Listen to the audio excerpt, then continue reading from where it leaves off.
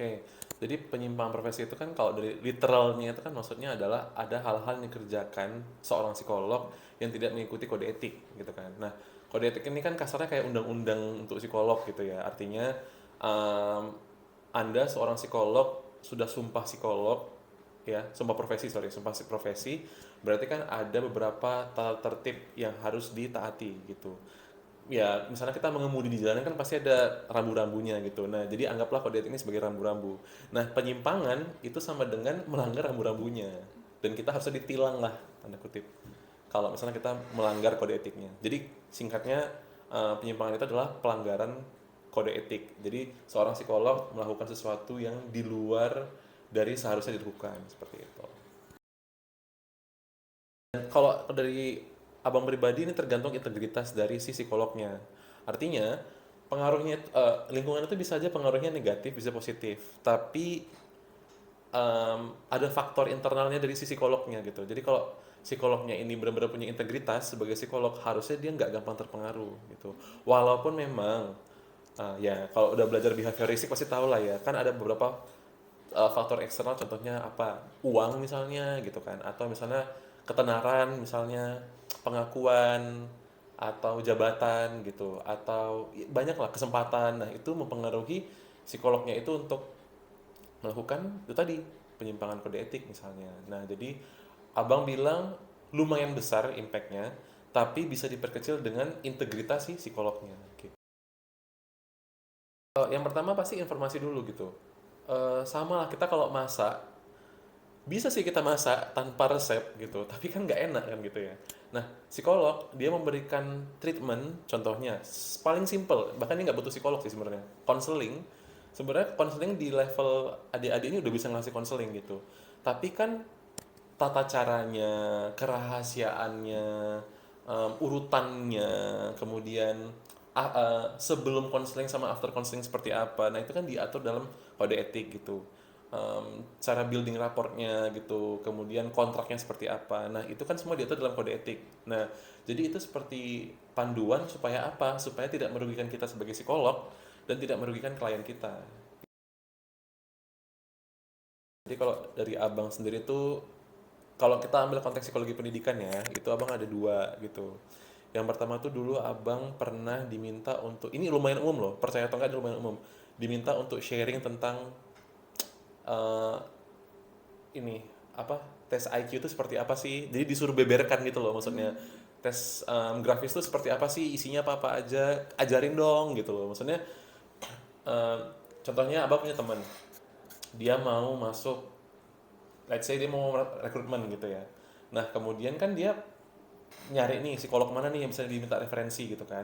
Nah, ya udah dia minta ke abang bisa nggak tolong ajarin dia psikotes. Nah, itu kalau kita biarkan bisa seperti itu gitu. Abang pernah sih ya abang nggak bisa sebut siapa lah ya gitu. Tapi ada salah seorang psikolog yang abang denger ya, abang nggak lihat langsung.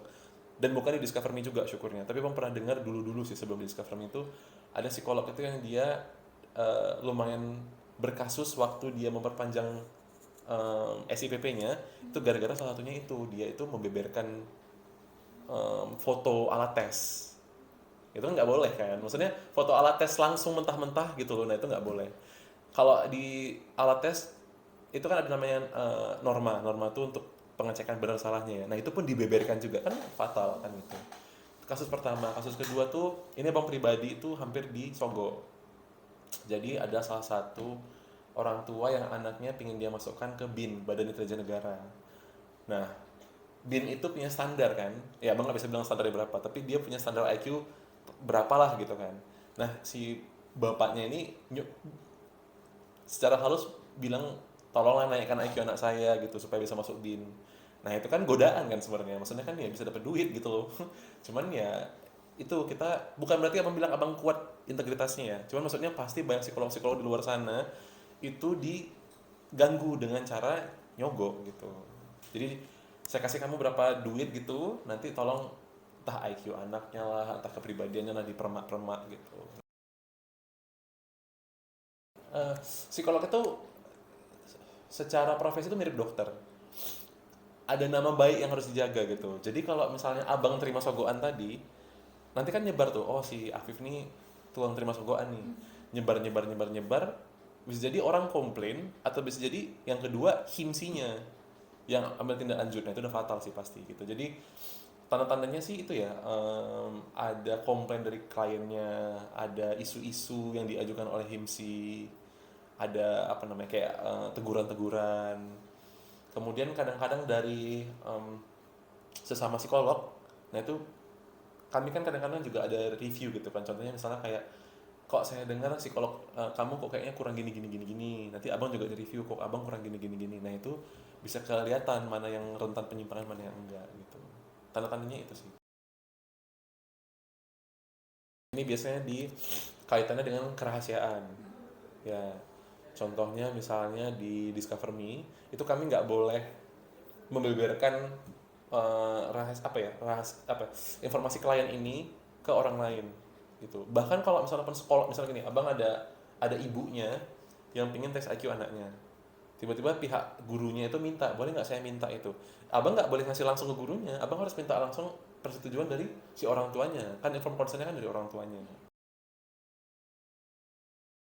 Ini jujur abang nggak terlalu, kalau mungkin adik-adik lihat di buku kode etiknya ya mungkin lebih kelihatan ya, abang udah nggak terlalu baca kali, tapi yang pasti ada sanksinya gitu.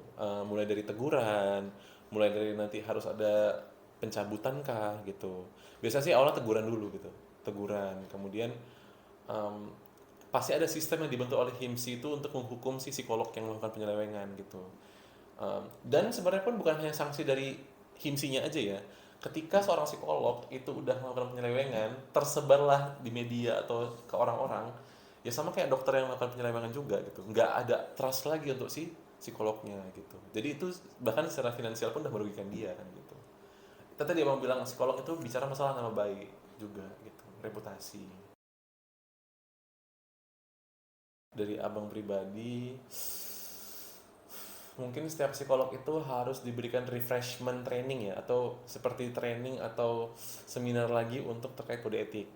Tuh, abang nggak bilang psikolog di Indonesia ini nggak peka dengan kode etik. Kalau menurut abang sih kasus penyelenggaraan kode etik itu antara dua, antara nggak kedetek atau memang nggak dilakuin gitu kan. Jadi ya harapannya moga-moga sih nggak banyak yang ngelakuin penyelewengan ya gitu. Tapi kayaknya perlu ada refreshment atau ada training ulang atau ada seminar singkat aja gitu terkait dengan kode etik itu sih. Yang kedua, awareness dari HIMSI dan masyarakat. Jadi nggak cuma psikolognya aja. Jadi ketika kalian misalnya atau kita sebagai klien itu merasa dirugikan, contohnya rahasia dibeberkan lah, ada treatment yang tidak tepat lah gitu. Nah itu boleh dilaporkan ke HIMSI sebenarnya gitu, atau ke biro lah, minimal ke biro dulu baru ke HIMSI juga boleh gitu. Yes, HIMSI. Dari HIMSI himsi itu ya, aja. HIMSI. Sejauh abang 6 tahun sebagai psikolog itu ya HIMSI yang paling aktif ya biasanya. Ya karena kan yang melindungi psikolog juga HIMSI gitu kan. Pihak lain mungkin biro ya, dari bironya kan gitu. Bironya ada nggak kebijakan-kebijakan atau seperti program untuk memastikan bahwa psikolog-psikolog ini udah benar gitu. Kalau di Discover Me itu dia ada meeting tiap 6 bulan sekali, itu untuk namanya benchmarking. Kayaknya kalau HIMSI ngambil tindakan tegas, justru malah justru malah membuktikan bahwa psikolog-psikolog di Indonesia ini terjaga loh gitu. Karena ada tindak tegas kalau ada penyelewengan. Kalau misalnya ada dokter yang melakukan penyelewengan, tapi nggak ada tindakan hukum ataupun ID nggak ada ngambil apa-apa sama dia, kita kan jadi curiga kan mau ke dokter di Indonesia berarti kan. Ya prinsipnya sama kayak psikolog juga. Jadi kalau misalnya ada komplain dari klien tapi nggak ditindaklanjuti, kan jadinya ya untuk apa komplain, untuk apa ke psikolog gitu.